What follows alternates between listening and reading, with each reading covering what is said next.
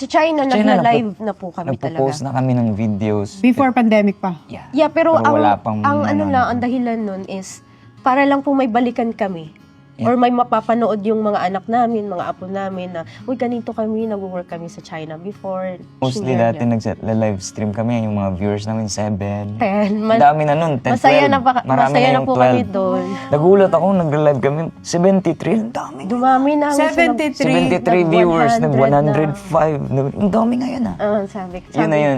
Nagla-livestream kami kasi baka sakali po may magbigay mag-Gcash. sa amin ng Gcash. Yun, isa din Kasi yun wala talaga. kami source of income that time eh. Doon nakikita ko na yung yung power ng social media. Sabi ko, parang okay to Hindi po namin inaasahan na aabot po talaga sa ganito kalaking following.